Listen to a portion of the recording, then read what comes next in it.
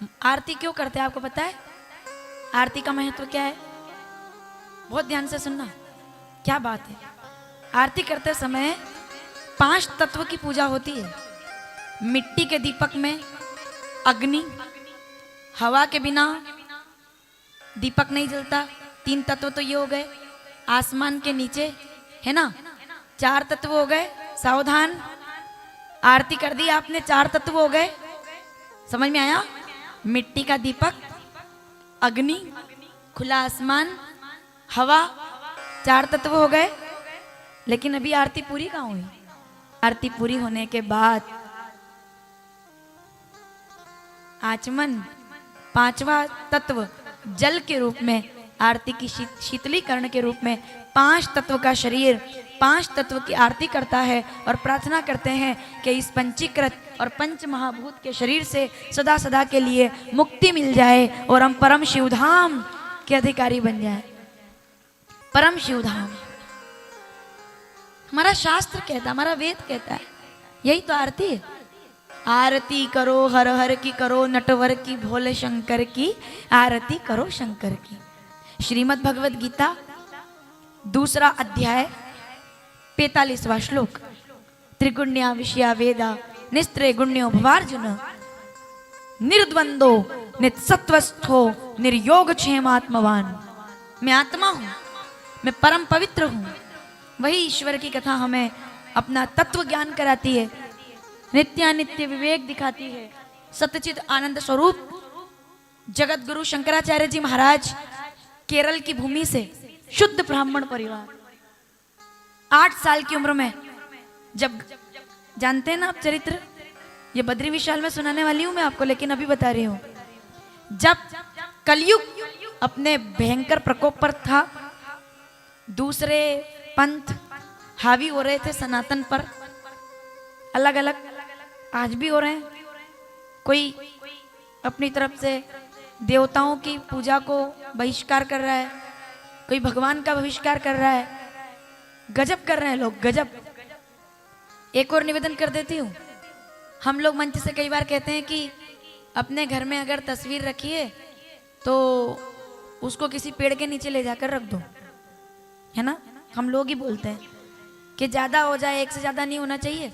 अब बोल तो देते हैं, हम कह देते हैं आंकड़े के गणेश जी जड़ से निकले तो पूजा में ना रखो, घर में गृहस्थी है हम। जिनकी गोदी में बैठे हैं वो, उनसे बड़ा गृहस्थी और संसारी और कौन होगा? अगर गणेश जी गृहस्थ में नहीं रहेंगे तो बताओ कौन रहेगा? शंकर जी उनके पिता हैं, पार्वती जी उनकी माता है। कोई भैया मेरे पास आए, बोले हमको जड़ के गणेश जी मिले हैं, आंकड़े की जड़ से। जब आंकड़े का पौधा लगता है महाराज जी, जब वो 12 वर्ष का हो जाता है, उसकी साधना पक जाती है, तब उसकी जड़ को आप खोदेंगे तो उसमें गणेश जी प्रकट होते हैं, प्राकृतिक, किसी किसी को मिलते हैं। हमने बोल दिया घर में नहीं रखना चाहिए, डर गए लोग, किसी पेड़ के नीचे रख के आ गए। जो दुर्दशा होती है उसके बाद, वो तस्वीरें जो पेड़ के नीचे, एक निवेदन है मेरा, एक संकल्प करके जाइए, किसी पेड़ के नीचे आपको कोई तस्वीर नजर आए, आप उसको व्यवस्थित एक झोले में डालिए और किसी नदी के अंदर प्रभावित कर दीजिए। ये बड़े पुण्य का काम है। लोगों ने तस्वीर ले जाकर रख दी, क्योंकि डर इतना बन गया। अलग अलग लोगों ने अपने अपने मत बता दिए, ऐसा मत करो, वैसा मत करो। लोग इतने डर गए, लड्डू गोपाल की पूजा नहीं करना चाहते, बोले हम तो संसारी हैं। तो गोपियां कौन सी बैरागी थी?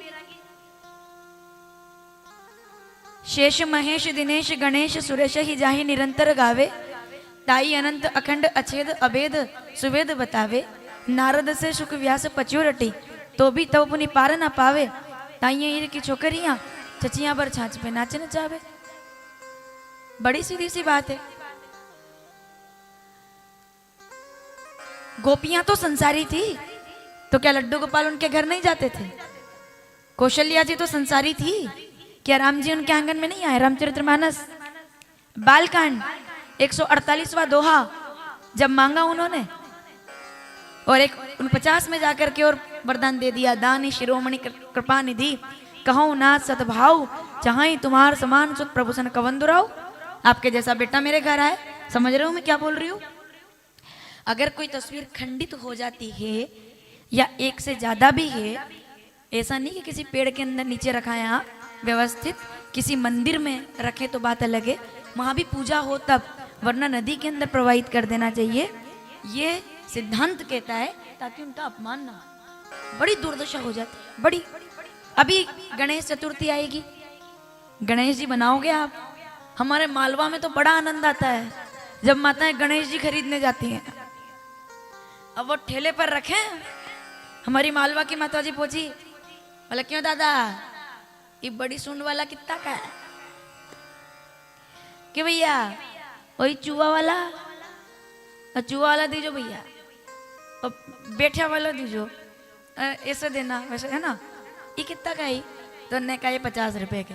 और फिर उन्होंने कहा ई कि भाई ये 100 रुपया का। ओ इतना महंगा नहीं, एक जैसा तो ये गणेश नहीं, गणेश एक तो है।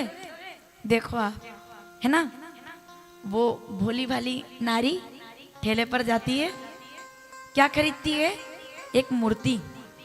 लेकिन जब वही गणेश जी को खरीद के लाते हैं और बिना कोई पंडित जी की जरूरत नहीं पड़ती, सीधे स्थापना।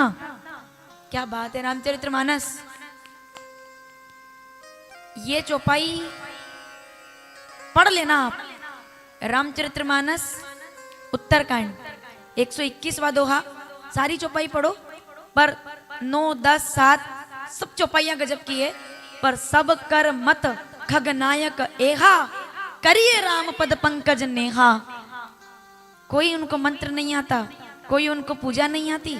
गणेश जी को लाते हैं, पटिए पर बिठाते हैं, लड्डू का भोग लगाते हैं। जो गणेश जी वो 50 रुपए का लेकर आई थी, 20 रुपए का लेकर आई थी, जैसे ही मंदिर में बिठाती है वो करोड़ों के बन जाते हैं। और 11 दिनों तक आपकी श्रद्धा से हम प्रार्थना करते हैं कि गणेश जी महाराज हमारे हाथ तो छोटे हैं, हमारा शरीर छोटा है, हमारी बुद्धि छोटी है, आप विराट हैं, हमारी प्रार्थना को सुनिए और विराट रूप त्याग करके मिट्टी की मूर्ति में आकर विराजमान हो जाइए। और वह प्रभु आकर विराजमान हो जाते हैं, संकट हर ले जाते हैं और सिद्धि दे जाते हैं।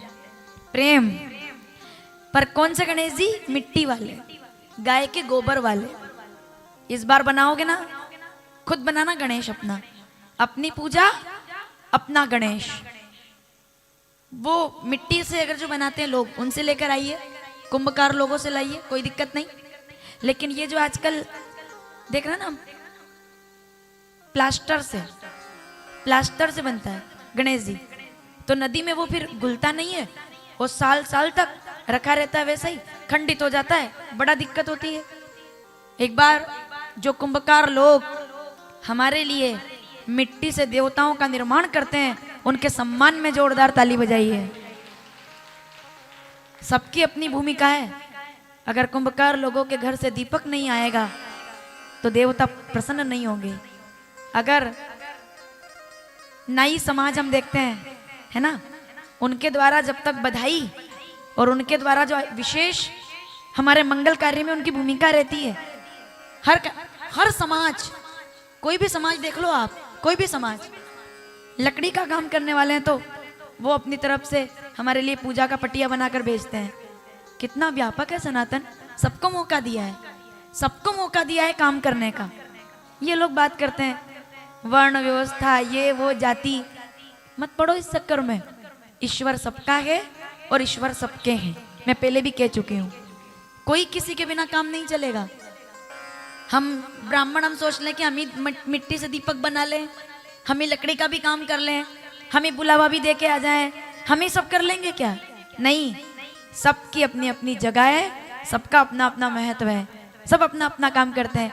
तो इस बार कुंभकारों से मेरा निवेदन है, व्यवस्थित वे तो हमेशा ही बनाते हैं, लेकिन अपने कुंभकार लोग भी एक संकल्प करें कि हम मिट्टी के अलावा केमिकल से युक्त गणेश का निर्माण नहीं करेंगे।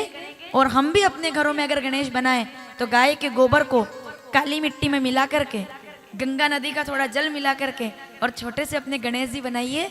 और अगर आप अपने हाथ से गणेश जी बनाते हैं तो उसका फोटो जरूर आप वर्षामृत सेवा संस्थान को भेजिएगा।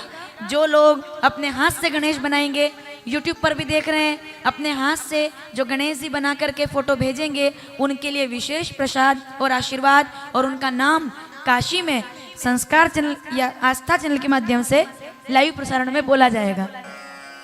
कितने लोग करने के लिए तैयार है? जरा दोनों हाथ उठा, जय गणेश। ताकि जब प्रवाहित करें तो नदी में प्रवाहित करें और घुल जाए, जिसको बोलते हैं हम लोग प्रकृति की सुरक्षा। ये शिव पुराण सिखाती है। तो आइए प्रवेश करें। धन्य है ये धरा भारत की, सनातन जैसा विराट उत्सव मनाने का अवसर हमको यदा कदा मिलता रहता है। चाहे कोई भी हो, हर पंथ में कोई ना कोई सम्मान सिखाया गया है। लेकिन जब विधर्मी बढ़ रहे थे तब केरल, वापिस आती हूँ मैं जहां से हम शुरू हुई थे, ठीक है।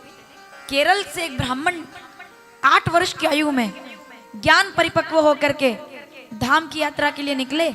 उन्होंने खोज करके 4 धाम का निर्माण किया और तत्व बोध हमें प्रदान किया। 40-41 श्लोक में पूरी जिंदगी हमारे सामने रख दी। तत्व बोध गजब। वासुदेवेंद्र योगेंद्र, साक्षात परमात्मा का ध्यान करके ऐसा अद्भुत ज्ञान ईश्वर का जिससे जीवन जागृत हो जाए। ये वासुदेवेंद्र योगेंद्र बोलूंगी केवल। इसके बाद के 40 श्लोक सुनने के लिए आपको बद्री विशाल आना पड़ेगा, और वहां तत्वबोध जो नहीं आ सकेंगे उनके लिए लाइव की व्यवस्था रहेगी। यूट्यूब या फेसबुक लाइव जो भी रहेगा, लाइव व्यवस्था रहेगी, घर बैठकर आप सुन पाएंगे। साधना पर्व है तो अद्भुत ये भूमि।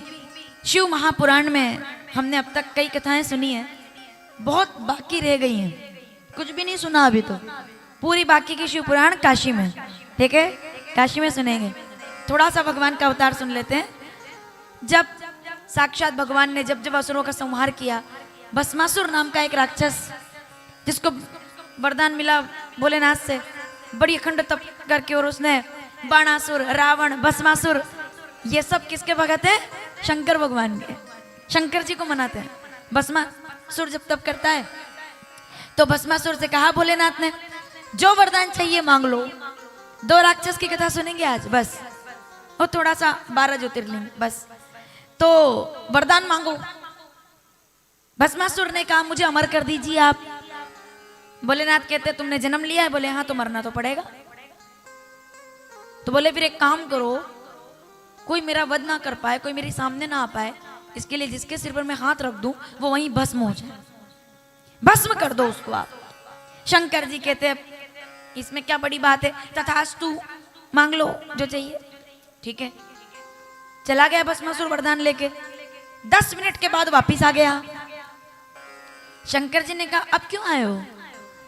बोले एक नियम है अपने लोगों के लिए भी, किसी दुकान से अगर कोई सामान लो तो उसको दुकान पे ही चेक कर लेना चाहिए कि काम कर रहा है कि नहीं कर रहा है। मोबाइल का चार्जर लोगे तो पहले चार्जर लगा के देखोगे कि काम कर रहा है, नहीं करेगा तो यही बदल देंगे। बल्ब लेने जाओगे तो चालू करवा के देखोगे, है ना। कोई भी सामान हो चेक तो करोगे ना कि काम कर रहा है कि नहीं। तो शंकर जी कहते हैं मतलब? बोले मैंने वरदान आपसे लिया है तो चेक भी यही करूंगा मैं कि वरदान काम का है कि नहीं। तो बोले चेक किस पे करोगे? बोले जिसने दिया है उन पे ही करूंगा, इधर आओ जरा। उन्होंने कहा मेरा क्या काम? बोले मैं आपको भस्म करके देखता हूँ क्या आप भस्म होते हैं कि नहीं। शंकर जी कहते ये तो गड़बड़ हो गया, वरदान देने वाले आगे आगे, भस्मासुर हाथ लेके पीछे पीछे। क्या बात है। दौड़े दौड़े आए और नारायण भगवान का ध्यान कर लिया, हे नारायण बचाओ, हे नारायण बचाओ। नारायण मोहिनी रूप में प्रकट हो गए। भस्मासुर ने जैसे कन्या को देखा, उन्होंने कहा चलो शंकर जी को बाद में देखेंगे, पहले इनसे बात कर लो। तो कहाँ से आई देवी जी आप? पूछ लिया पहले। अब देवी जी तो विश्व मोहिनी, साक्षात भगवान मोहिनी अवतार। उन्होंने कहा मैं भ्रमण कर रही हूँ और योग्य वर की तलाश में हूँ। बोले तो फिर मैं भस्मासुर हूँ, अमर हूँ, मुझसे विवाह कर लो। बोले एक शर्त है। बोले क्या? मुझे नृत्य का बहुत शौक है, नाचने का। वर वही होगा जो ढंग से नाच सकता हो। बोले क्या बात है। और दुनिया में ऐसा कौन है जिसको मोहिनी ने ना नचाया हो? दुनिया में ऐसा कौन है जिसको मोहिनी ने ना नचाया हो? पूरी दुनिया को मोहिनी माया नचा तो रही है सबको। जो नाच ले वो माया में वो व्यर्थ, और जो मायापति के चरण पकड़ ले उसका जीवन सार्थक हो जाता है, उसे नाचना नहीं पड़ता। तो आइए देखते हैं, मैं नाचने के लिए तैयार हूँ। बोले क्लास मैं दूंगी, कैसे नाचना है, ठीक है। तो मोहिनी भगवान ऐसे ऐसे करते हैं, भस्मासुर भी ऐसे ऐसे कर रहा है। मोहिनी भगवान ऐसे ऐसे कर रहे हैं, भस्मासुर भी ऐसे ऐसे कर रहा। मोहिनी भगवान ऐसे ऐसे कर रहे हैं, भस्मासुर भी ऐसे ऐसे कर रहा। मोहिनी भगवान ने ऐसे किया, भस्मासुर ने ऐसे किया, मोहिनी भगवान ने ऐसे किया। लगाओ ठुमका, भस्मासुर ने ऐसे किया, ऐसे क्या किया, जैसे ऐसे किया और स्वाहा। बोलिए शंकर भगवान की। ये तो केवल मैं आपको कहानी सुनाई हूं, आज कथा। सार तो इसका आगे सुनेंगे। इंसान को भस्म करने वाली उसकी खुद की प्रवृत्ति होती है। कोई आपका बाल विवाह का नहीं कर सकता है। आपसे बड़ा आपका कोई दोस्त नहीं है और आपसे बड़ा आपका कोई दुश्मन नहीं है, ये याद रखिएगा। कोई भस्म नहीं करता है किसी को। क्या बात है, खाली ऊपर ऊपर से कथा मत सुनना, हमेशा कथा का डिटेल देखो, आपकी क्या कथा है। क्या मैं बिना प्रमाण के थोड़ी बोल रही हूं। मैं रामचरितमानस, ओहो, आप रामायण पढ़ेंगे हर सवाल का जवाब मिलेगा आपको। रामचरितमानस किष्किंधा कांड 22वां दोहा, 3री चौपाई। भस्मासुर बनने नहीं, कौन है भस्मासुर बताऊं मैं? हम सब भस्मासुर हैं, ढंग से समझना। सब भस्मासुर हैं हम। क्यों? जिस किसी एक गलती से हम अपना जीवन खराब कर लें तो हमसे बड़ा कोई भस्मासुर नहीं है। अगर भस्मासुर बनने से बचना है तो एक ही तरीका है, अपने द्वारा कभी कोई अपराध नहीं होना चाहिए ऐसा जिससे हम स्वयं भस्म हो जाएं। अगर स्वयं गलती करेंगे, पाप करेंगे तो भस्मासुर हो जाएंगे। और अगर अपराध जीवन में नहीं हुए और ईश्वर के पैर पकड़ लिए तो याद रखिएगा वही भोलेनाथ कल्याण करने वाले भी हैं। अपने भस्मासुर स्वयं ना बने। अब आप कहोगे कि कैसे? कर्म से ही तो दुनिया चलती है, सब कर्म से ही तो सब चलता है। सोई पावन सोई सुभग शरीरा, जो तन पाई भजई रघुवीरा। सोई गुणज्ञ सोई बड़ भागी, किष्किंधा कांड। जे रघुवीर चरण अनुरागी। कौन बचेगा? जो राम जी के चरण में चला जाएगा। लोग कहते हैं ना, ये ग्रह अच्छा होगा तो बढ़िया, वो ग्रह की अंगूठी पहन लो तो बढ़िया। विरोध नहीं किसी का। ये ग्रह की अंगूठी, वो ग्रह की अंगूठी। एक बात बताती हूँ आपको, 9 ग्रह की अंगूठी अगर नहीं भी है तो कोई बात नहीं, अपने पास तो नहीं है, ठीक है। 9 ग्रह की अंगूठी हो ना हो, जीवन में 9 ग्रह कृपा करे ना करे बात की बात है। अगर राम जी का अनुग्रह कृपा कर दे तो फिर किसी की जरूरत नहीं पड़ती है। राम का अनुग्रह जिसको हो जाए उसको ग्रह दशा से कोई फर्क नहीं पड़ता है। अनुग्रह होना चाहिए, राम कृपा होनी चाहिए। राम कृपा ना सही सब रोगा, जो यही भांति बने संजोगा। क्या बढ़िया बात है, अनुग्रह होना चाहिए, अनुग्रह कृपा। तो कितनी अंगूठियां पहन लो कोई फायदा नहीं, अनुग्रह अगर राम जी का नहीं है तो। भस्मासुर ना बने। हम भस्मासुर कब बन जाते हैं? अपने द्वारा किए हुए अपने कर्मों से हम भस्मासुर हो जाते हैं। कोई गलत बात बोल देंगे, समझ लो भस्मासुर हो गए। क्यों? क्योंकि वो लौट कर जरूर आएगा। यही भस्मासुर की परीक्षा है और यही परिभाषा है। समझ रहे हैं आप निंदा करोगे, हमारी निंदा जरूर होगी। आप किसी का दिल दुखाओगे, आपका दिल जरूर दुखेगा। अगर आप किसी के साथ मजाक करोगे, 2 लोग मिलकर मजाक करते हैं, अच्छा लगता है, पर मजाक का भी एक अपना तरीका है। एक व्यक्ति मजाक करे और सामने वाला भी हंसे और ये भी हंसे, उसको मजाक करना कहते हैं। और आप हंसो और सामने वाला आपकी बात पर ना हंसे, उसे मजाक उड़ाना कहते हैं। मजाक करने में और मजाक उड़ाने में बड़ा फर्क है। मजाक विनोद जीवन में होना चाहिए, मजाक होना चाहिए, लेकिन आपके शब्द से सामने वाले को कष्ट नहीं हो। हम बोलें सामने वाले को पीड़ा ना हो। स्वस्थ मनोरंजन सबके जीवन में होना चाहिए, स्वस्थ मजाक सबके जीवन में होना चाहिए, लेकिन आपकी वाणी से किसी को कष्ट ना हो, ये भी जीवन में बड़ा जरूरी है। भस्मासुर ना बने हम कभी, ये नहीं कि हमारी तरफ से किसी को पीड़ा और कष्ट ना हो। तो शंकर भगवान ने भस्मासुर को भस्म कर दिया मोहिनी भगवान के सहयोग से। यहाँ पर सूत जी के बता रहे हैं, वैसे तो भगवान के सभी अवतार बड़े गजब के हैं। चलते चलते एक कथा सुन लेते हैं। मुझे एक बात का जवाब दीजिए, जितने लोग पंडाल के अंदर बैठे हैं, भगवान का अवतार धर्म की रक्षा के लिए होता है, यदा यदा ही धर्मस्य, ठीक है, धर्म की रक्षा के लिए भगवान अवतार लेकर आते हैं ना। क्या कभी भगवान अधर्म करने के लिए आते हैं? बताओ, धर्म के लिए भगवान आते हैं, अधर्म के लिए आते हैं? कभी नहीं आते। तो मतलब आपने शिव पुराण ढंग से नहीं पढ़ी, ढंग से नहीं सुनी।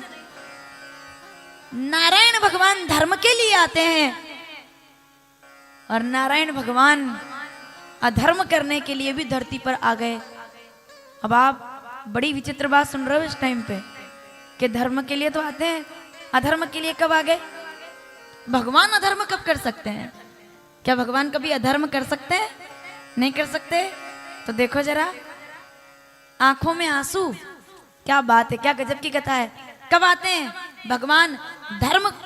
भगवान जगत में धर्म की जय जयकार करने के लिए आते हैं, लेकिन क्या कभी धर्म मिटाने के लिए आ सकते हैं? नहीं आ सकते। क्या कभी धर्म मिटाने के लिए भगवान अधर्म कर सकते हैं? नहीं कर सकते। तो सुनो, धर्म की रक्षा के लिए भगवान आते हैं, पर कभी कभी धर्म को मिटाने के लिए भी भगवान को आना पड़ता है। कौन से धर्म को मिटाने के लिए? कि जब कोई धर्म, उसकी आड़ में कोई राक्षस पल रहा हो और शंकर जी प्रार्थना करे कि मैं इसका वध तब तक नहीं कर सकता जब तक इसकी पत्नी का धर्म, याद करो किसकी बात चल रही है, जब तक इसकी पत्नी का धर्म इसके सामने कवच बनकर रहेगा तब तक मैं इसका वध नहीं कर सकता। आप जलंधर असुर सहारा, क्या बढ़िया कथा है, समझ रहे हो। भगवान धर्म की रक्षा के लिए भी आते हैं और भगवान कभी कभी धर्म को नष्ट करने भी आते हैं। लेकिन कब, कौन से धर्म को नष्ट करने आते हैं? जिस धर्म की आड़ में अधर्म पोषित हो रहा हो, उस धर्म को नष्ट करने में भगवान 1 मिनट की भी देर नहीं लगाते हैं। कोई कहे, चलो आगे बात करेंगे, जलंधर जैसा महाप्रतापी राक्षस पर अधर्मी, जिसकी पत्नी का नाम है कालनेमी की बेटी वृंदा, महासती, धर्म करती थी, पति अधर्म करता था। सब लोग बड़े संकट में आ गए, इसका वध कौन करेगा? जलंधर बड़ा प्रतापी असुर राक्षस, उसको लड़ने की याद आई। एक बार ब्रह्मा जी के पास गया, बोले मुझसे युद्ध करो। तो ब्रह्मा जी ने कहा, भाई मैं तो यज्ञ करता हूँ, माला जपता हूँ, मैं कहाँ युद्ध करूँ। तो वो सीधे चला गया बैकुंठ में जाकर के लक्ष्मी जी सामने आई। लक्ष्मी जी को देख करके कहा, मैं तुमसे विवाह करना चाहता हूँ, मैं बहुत प्रतापी हूँ। सुनना ध्यान से।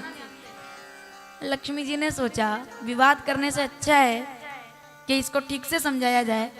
बोले तुम मुझसे विवाह करना चाहते हो? बोले हाँ। बोले एक बात बताओ, कहाँ से प्रकट हुए हो तुम? बोले शंकर जी ने अपना तेज जल में फेंका तो जलंधर नाम का बेटा यानी कि राक्षस प्रकट हुआ। अब बताओ मैं कहाँ से प्रकटी हूँ? बोले आप तो लक्ष्मी हो, आप भी समुद्र में से प्रकटी हो, तुम मुझसे शादी करना चाहते हो? एक बात बताओ, तुम तो राक्षस हो, इतना धर्म तो जानते हो, तुम भी सागर से जन्मे, मैं भी सागर से प्रकटी, अपन तो भाई बहन हुए, तो अपना विवाह तो हो ही नहीं सकता, है ना। प्रेम से टाला, मतलब उसको विवाद ना करते हो। जलंधर ने कहा, बात तो देवी जी सही है, राखी बांध दो, आप तो मेरी बहन हुई, आप तो दीदी, आप तो दीदी। नहीं नहीं, मैं इधर आक्रमण नहीं करूंगा। अब ब्रह्मलोक पे नहीं किया, है ना, विष्णु लोक तो दीदी जिया जी का घर हो गया। अब क्या बचा? कैलाश पे आ गया जलंधर। माता पार्वती को देख करके कहा, बोले मैं तुमसे विवाह करना चाहता हूँ, छोड़ो ये शमशान के निवासी को, चलो मेरे साथ। माता पार्वती ने क्रोध करके देखा जलंधर की तरफ, शंकर भगवान की सेना प्रकट हो गई। लेकिन व्रत तो कर नहीं सकते, क्योंकि वो बैठी है वृंदा वहां पे, वो नाम जप रही है, अखंड साधना चल रही है उसकी।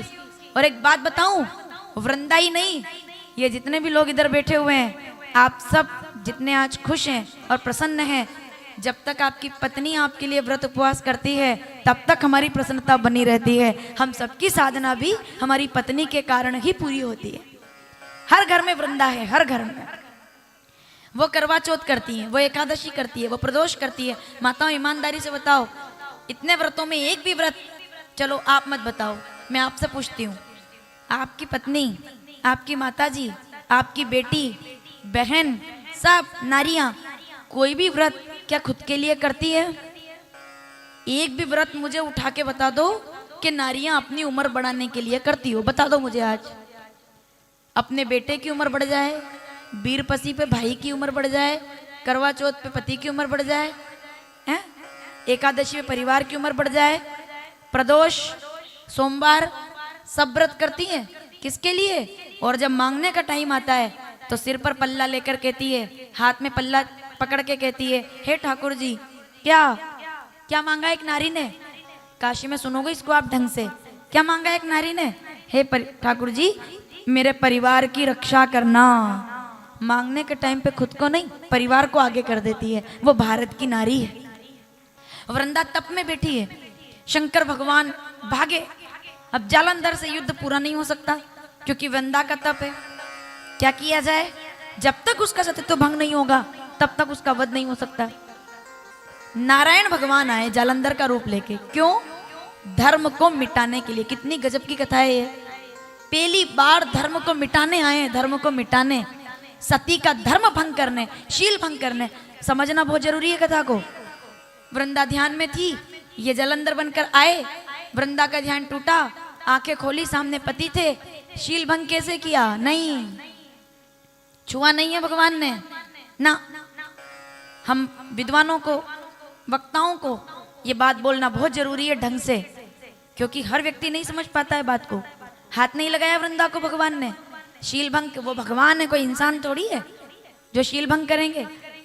जैसे वृंदा ने देखा जालंधर सामने आ गए, उठकर खड़ी हो गई, दौड़ करके और उनके पैर पकड़ लिए। बस अपने पति के रूप में, पति है ना सामने, पैर पकड़ लिए। जैसे ही पैर पकड़ा और इधर शंकर भगवान का शस्त्र चला और जालंधर की गर्दन कट के अलग हो गई। भोलेनाथ की हर हर। पति सामने और गर्दन पड़ी हुई है। कौन हो तुम जो यहाँ मेरे पति के रूप में हो? शील भंग कैसे हुआ? केवल चरण छूने से। पतिव्रता नारी को कभी भी रामायण उठा के देख लो, शिव पुराण उठा के देख लो, भागवत उठा के देख लो, पतिव्रता नारी को कभी भी पति के अलावा किसी पराये पुरुष के चरणों को छूना नहीं चाहिए, क्योंकि इससे पतिव्रत्य भंग हो जाता है। ऐसे कर सकते हैं, भले ही पूरे ऐसे कर सकते हैं खूब, लेकिन पैरों को प्रणाम नहीं करना चाहिए। पराये पुरुष को छुआ नहीं जाता है। पतिव्रता नारी चरण कभी स्पर्श नहीं करने चाहिए ना, भावुकता में भी नहीं। उससे क्या होता है देखो, जैसे ही चरण छुए सतीत्व भंग हो गया। बस इतना। ना तो कोई भगवान ने हाथ लगाया, ना कोई उनने हाथ लगाया, खाली पैर छुए, गर्दन कट गई। वृंदा ने कहा शर्म आनी चाहिए तुमको, खुद को नारायण कहते हो और मेरे पति के रूप में आ गए, मेरे पति का वध करवा दिया। जाओ, तुमको श्राप देती हूं मैं, खुद को भगवान कहते हो। अरे देखो, अब लोकवाणी में क्या कहते हैं, अगर किसी के प्रति ज्यादा कड़वा बोलना हो तो क्या बोलेंगे? बहुत कड़वा, कि तुम ऐसा काम करोगे ना तो हमारे यहाँ कहते हैं, कहावत है ना, कीड़े। कीड़े मतलब सुना है, समझते हो? कहां से शुरुआत हुई है इसकी? कोई बहुत ज्यादा दुखी हो जाए, बोले कीड़े पड़ेंगे। क्या बोलते हैं? कीड़े पड़ेंगे। इंसान पे नहीं हुआ है पहले ये लागू, पहले भगवान पे हुआ है। वृंदा कहती है ऐसा काम किया तुमने,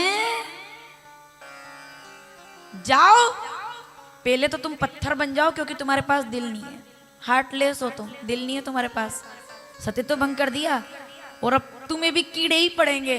क्यों? तुम गंडकी नदी का पत्थर बनोगे और वहां कीड़ा तुम्हें काटेगा, यानी कि उस पत्थर में भी कीड़ा निवास करेगा। बोलिए शालाग्राम भगवान की। पूरी सुन लेना ये बात, उसके बाद मैं बहुत जल्दी कथा पूरी करी 5 मिनट में। भगवान ने कहा ठीक है देवी जी, श्राप स्वीकार है। वृंदा कहती एक बात बताओ, आपको शर्म नहीं आई, लज्जा नहीं आई? एक पत्नी का सत्य तो भंग कर दिया।